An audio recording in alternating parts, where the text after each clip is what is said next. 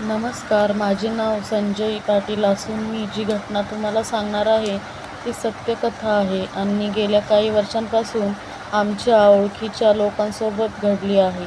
काही कारणामुळे मी प्रत्यक्ष पात्राचे आणि स्थळांचे नाव बदलत आहे, कारण आजच्या परिस्थितीत सध्या सोशल मीडियावर सगळेच ॲक्टिव्ह आहेत आणि माझी कोणत्या भावना दुखवण्याची अजिबात इच्छा नाही. आणि एक विनंती, माझी ही कथा कृपया जास्तीत जास्त करून लोकांना शेअर करा अशी विनंती.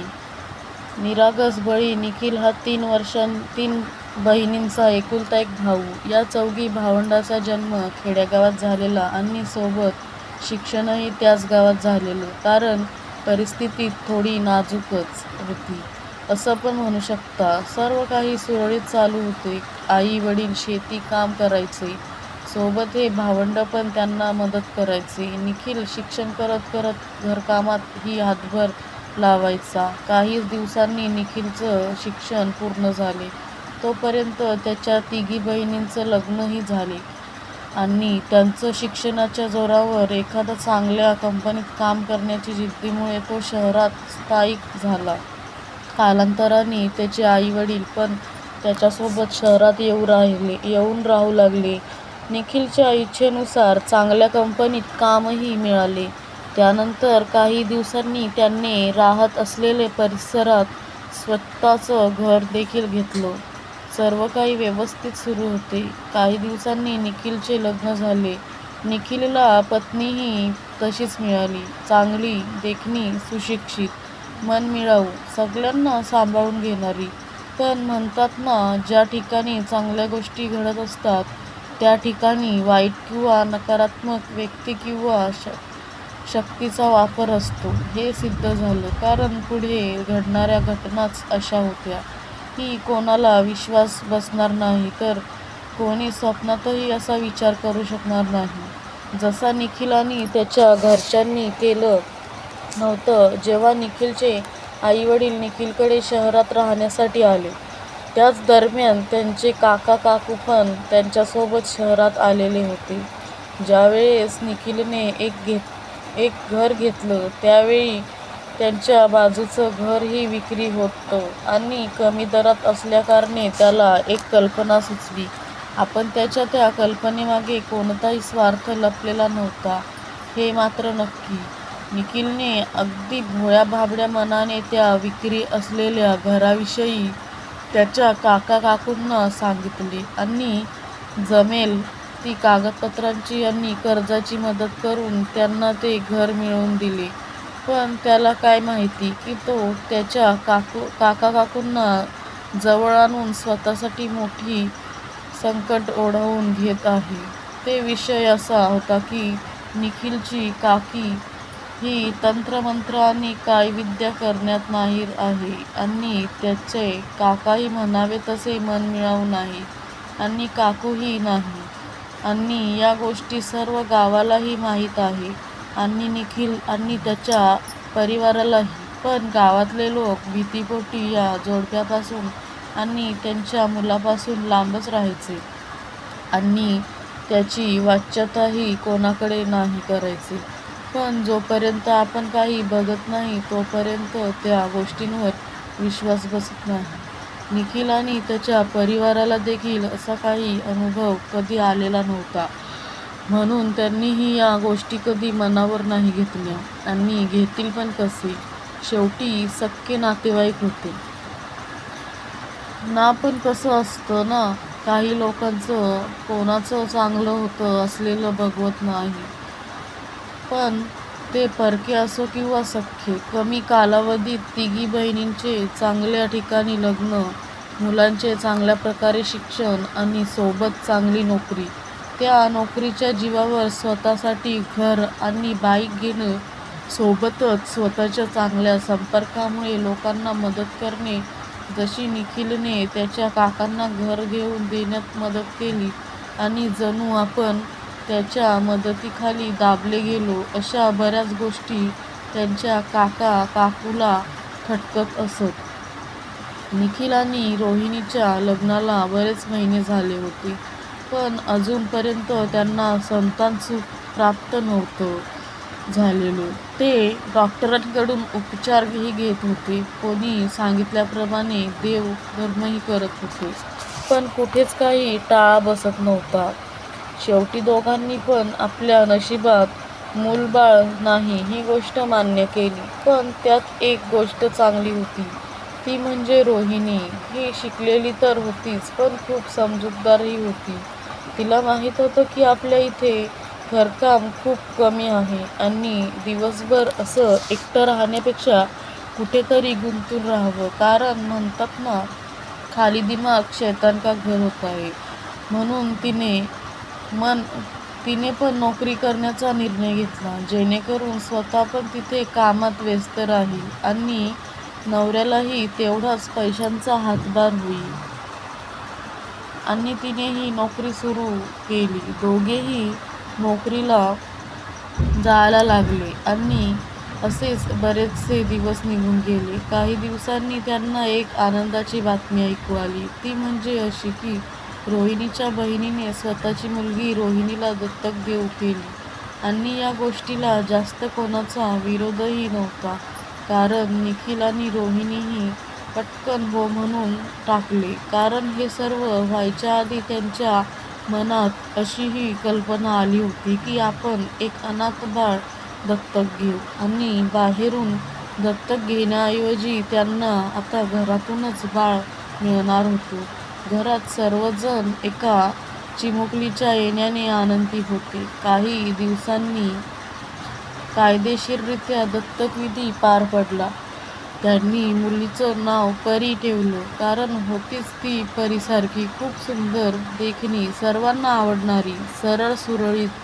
झालं नंतर रोहिणीने आपल्या मुलीची हेळसांड होऊ नये म्हणून काम पण सोडले आणि ती घरी राहून मुलीची काळजी आणि सासू सासऱ्यांची सेवा करू लागली. आणि असेच बरेच महिने लोटले गेले.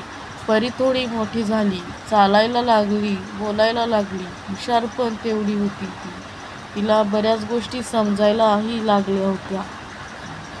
एकुलती एक असल्याने सगळ्यांचा काळजाचा तुकडा बनली होती परी.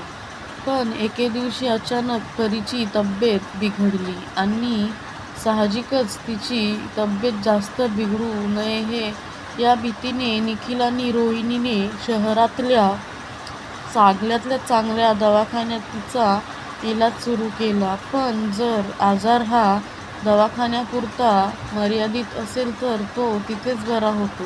एवढं सगळं करून पण परीची तब्येत सुधारण्याचं नावच नव्हती घेत. ज्याला कोणालाही बातमी मिळत होती तो त्या पद्धतीने परीच्या घरच्यांना धीर देण्याचा प्रयत्न करत होते. असा दवाखान्याचा खेळ बराच दिवस चालला आणि एके दिवशी परीच्या तोंडून नवीन बाब ऐकायला मिळाली. ती म्हणजे, ते बघा समोर 3 बाया स्त्रिया उभ्या आहेत आणि त्या मला त्यांच्याकडे बोलवत आहेत. हे ऐकून परीच्या आजीबाबांना धक्का बसला आणि त्यांना थोडी त्याविषयीची कल्पनाही आली. कारण ज्या गोष्टी आपण अनुभवल्या नाहीत, आपण त्या गोष्टींवर विश्वास ठेवत नाही आणि त्याला जोड मिळते विज्ञानाची. आणि मी एक गोष्ट इथेच क्लिअर करतो की मी कुठल्याही प्रकारचा विज्ञान विरोधी नाही. पण एक सांगेन, जेवढा तुम्ही विज्ञानावर विश्वास ठेवता तेवढा नाही, पण थोडा तरी विश्वास अध्यात्म आणि या अंधविश्वासी गोष्टींवर ठेवावा, असं माझं वैयक्तिक मत आहे.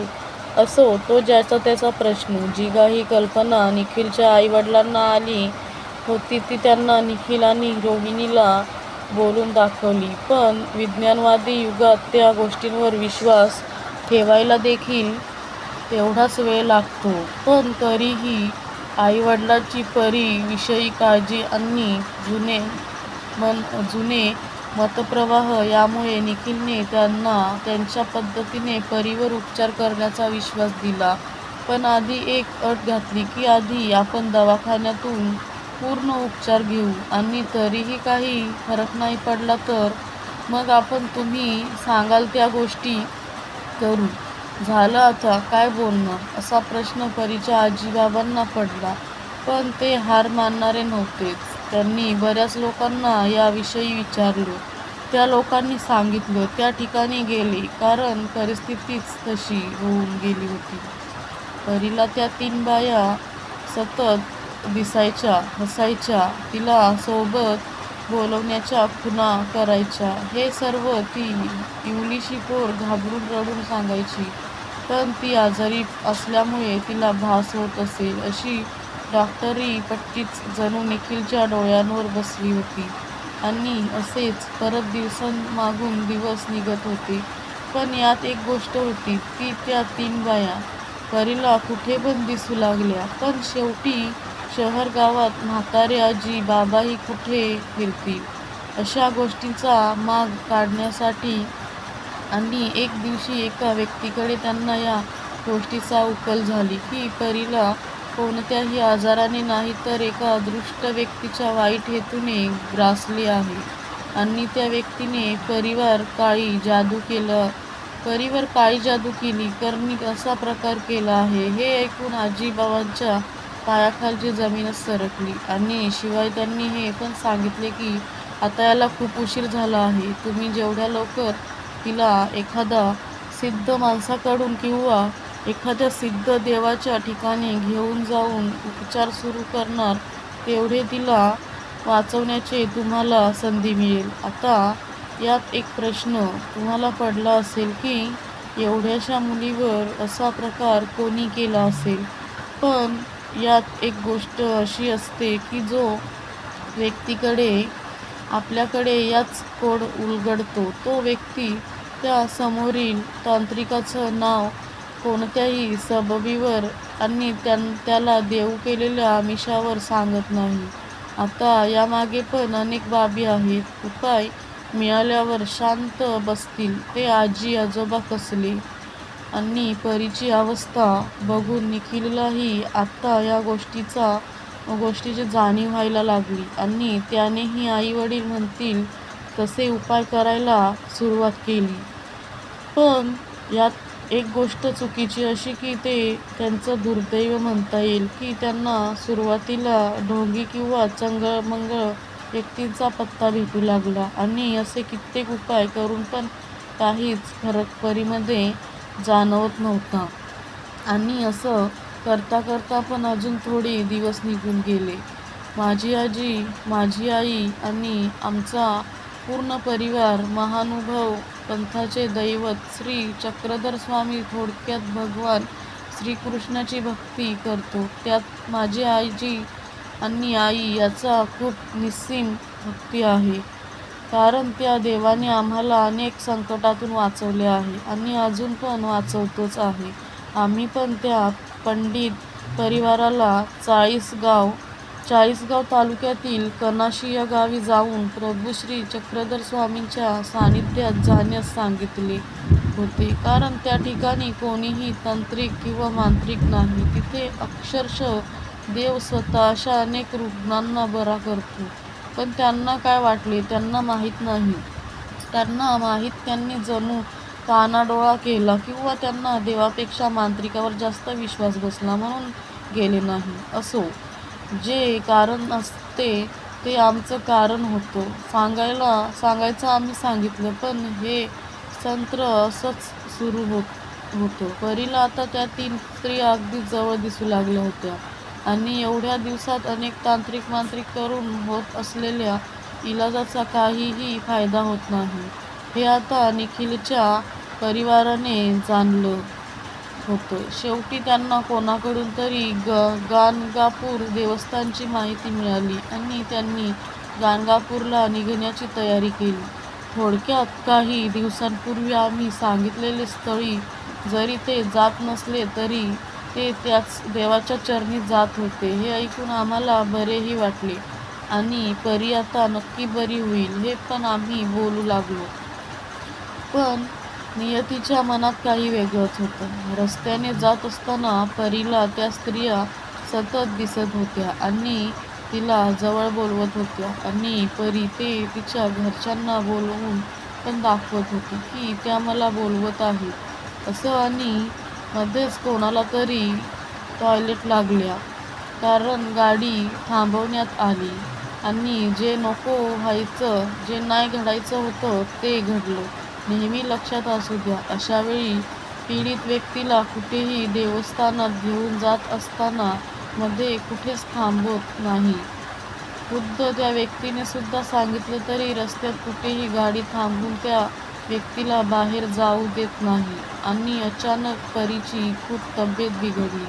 तिची ती अवस्था बघून तिला वापस दवाखान्यात भरती करण्याचा निर्णय घेण्यात आला आणि गाडी देखील वापस फिरवण्यात आली परत आपल्या शहराच्या दिशेने.